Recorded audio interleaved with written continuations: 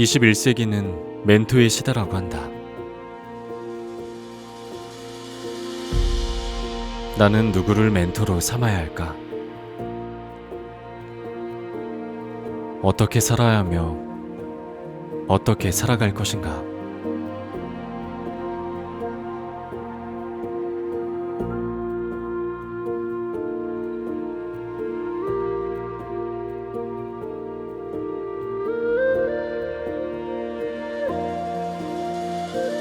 선택의 갈림길에서 바른 선택에 도움을 줄 수 있는 사람, 나에게 더 넓은 시야를 갖고 더 멀리 볼 수 있도록 이야기해 줄 수 있는 사람, 나의 멘토를 찾기 위해 여기까지 왔다.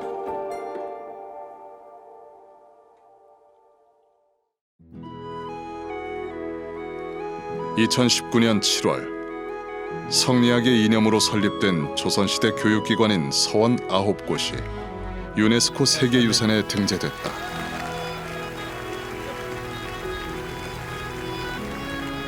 서원은 16세기 중반부터 17세기 중반까지 지방의 지식인들을 위해 건립되었던 한국의 성리학 교육기관으로 한국 사회의 문화 전통을 만들어낸 곳이며 선비정신이 탄생한 곳이다. 선비들은 서원에서 그들의 스승이자 선배들을 멘토로 삼고 그들의 길을 따라 걷고자 했으며 서원을 배움의 터전으로 성리학을 공부하고 학문을 실천하기 위해 노력했다. 우리나라 사립교육기관의 첫 발자취인 소수서원은 자연 친화적인 모습을 갖추고 있으며 4천여 명에 달하는 선비들이 소수서원에서 자연의 기운을 받으며 학문에 연마했고 사당과 강당을 일렬로 배치한 남계서원은 조선시대 서원 건축 초기 배치 형식을 보여주는 대표 서원으로 선비의 호방함과 당당함을 느낄 수 있다. 조선시대 성리학의 선구자인 회제 이연적의 덕행과 학문을 기리기 위해 창건된 옥산서원은 정치적 또는 학문적으로 뜻이 맞는 선비들이 모여 성리학을 발전시켰으며 도학, 문자와 정의를 갖춘 진정한 선비 김인후의 높은 학문과 뜻을 받들기 위해 세운 피람서원은 평화로운 곳으로 유생들이 자연을 바라보며 공부할 수 있는 곳에 있다. 도동서원은 조선 선비들이 꿈꾸는 이상향을 구현한 최초의 사림 김굉필을 모신 서원으로 김굉필이 성리학의 도가 동쪽으로 왔다는 의미를 담고 있다.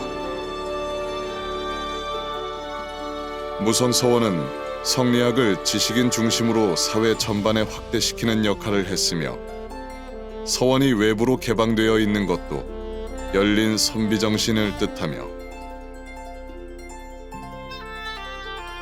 예학의 거두 김장생을 모시는 도남서원은 임진왜란과 정유재란 이후 기장이 무너진 조선에서 실천적 성리학인 예학을 발전시킨 곳이다.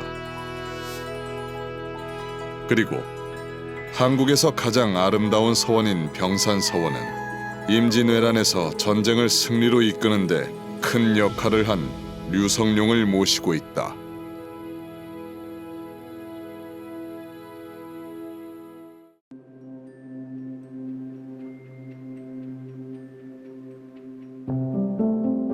스스로에게 질문을 던진다. 나는 지금 잘 살고 있는 걸까? 선비들은 사람으로서 갖추어야 할 4가지 마음가짐, 인의예지를 바탕으로 항상 스스로를 반성하고 배운 것을 실천하며 어제보다 나은 오늘을 위해 살았다.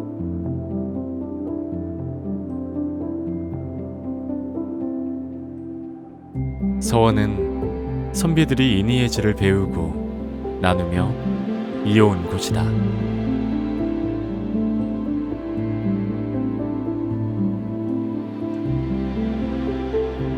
도산서원은 도산서당과 이를 아우르는 도산서원으로 구분된다. 도산서당은 퇴계가 몸소 거처하면서 제자들을 가르치던 곳이고 도산서원은 퇴계 사후 건립되어 추정된 사당과 서원이다. 퇴계가 직접 설계한 도산서당은 서원 내 가장 오래된 건물로 선비에 대한 이상이 담겨져 있다. 온돌방 하나, 마루 하나, 그리고 부엌. 단정한 선비의 모습처럼 군더더기 없는 형태.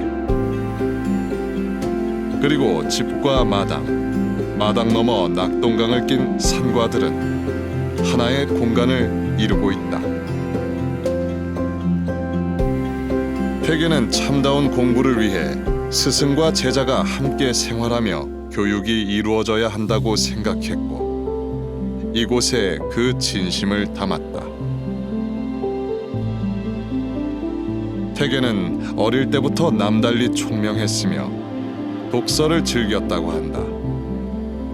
34이라는 늦은 나이에 벼슬길에 올랐지만 그의 깊은 학문에 위로는 임금으로부터 아래로는 수많은 관리와 선비들에게 지극한 존경을 받았으며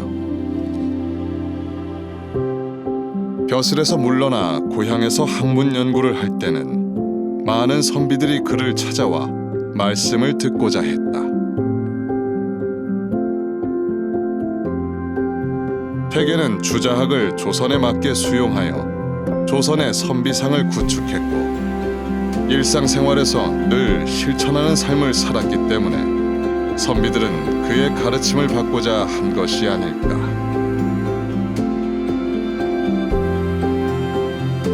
이 작은 서당은 짓는데 5년이 걸렸고 500년이 넘는 시간 동안 이곳을 지키고 있다.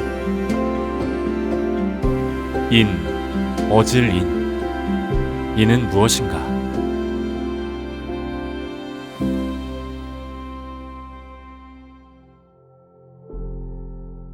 남의 자식을 죽여서 자기 자식을 살리는 것은 옳지 못하다.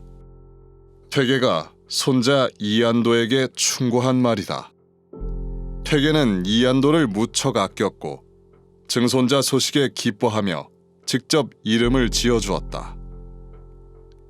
어느 날 안도에게서 편지가 온다. 퇴계의 증손자가 영양실조이니 출산한 지 얼마 되지 않은 여종을 보내달라는 것이었다. 퇴계는 보내지 않았고 결국 증손자는 죽게 된다. 퇴계는 가족들에게 슬픔을 보이지 않았지만 이안도에게 편지를 보내 이해를 구했고 고봉 기대승에게 아픈 마음을 담아 편지를 보냈다. 일체경지. 사람은 빈부 귀천을 막론하고 똑같이 사랑해야 한다. 사사로운 감정에 치우치지 않고 옳고 그름을 따져 실천했다.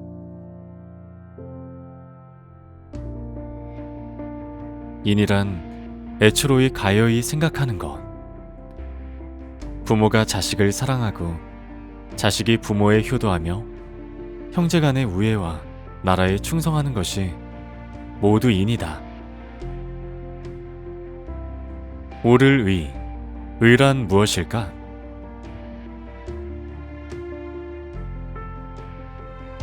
두 괴짝의 책, 옷보따리 하나, 손수 주워온 수석 2점.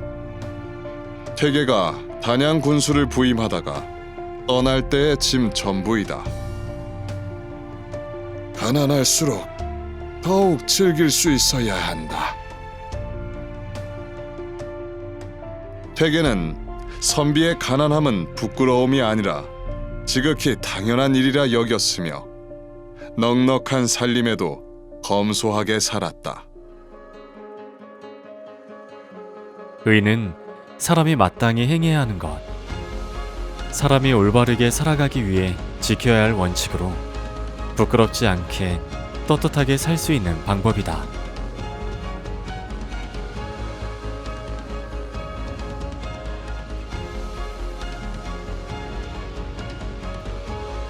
예절 예란 무엇인가?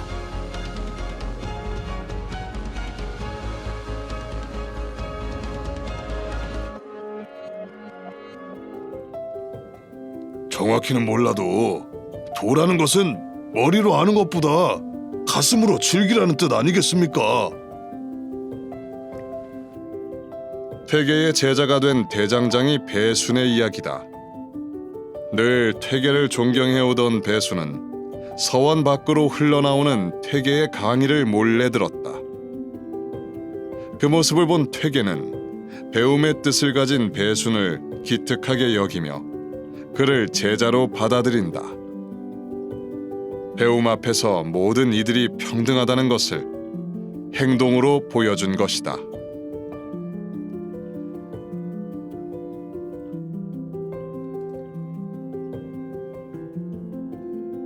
얘는 사람을 사람으로 보는 마음, 그래서 사람을 공경하는 것이다.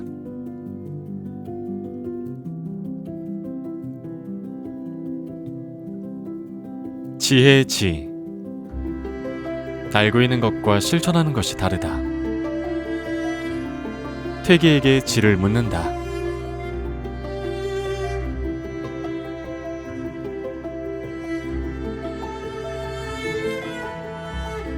퇴계는 누구보다도 의리취사가 확실하여 스스로 의가 아니라고 생각하면 사양했다. 퇴계가 벼슬길에 올라 서울 서소문에 살게 되었을 때 옆집의 밤나무가 퇴계의 집 마당까지 길게 뻗어 가을이면 마당에 떨어진 밤송이가 가득했다. 퇴계는 아침마다 밤송이를 주어 주인에게 돌려주었다. 아이고, 저희는 밤이 충분하니 마당에 떨어진 밤은 아이들과 나눠 드십시오.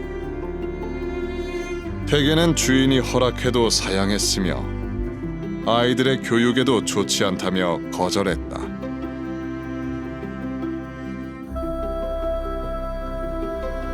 지는 옳고 그름을 가릴 수 있는 슬기이다.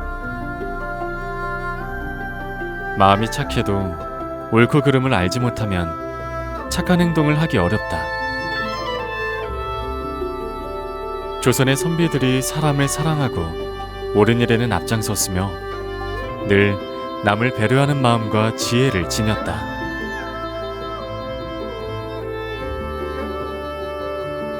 세상은 혼자 걸어가는 것이 아닌 함께 걸어가는 것이라는 것을 선비들이 걸어간 길은 현대인에게도 필요한 것 같다.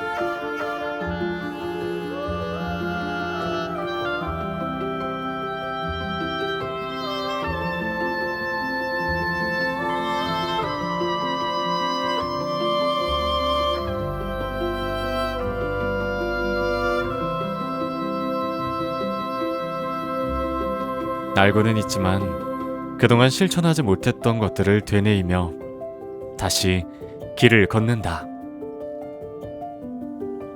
선비, 나의 멘토.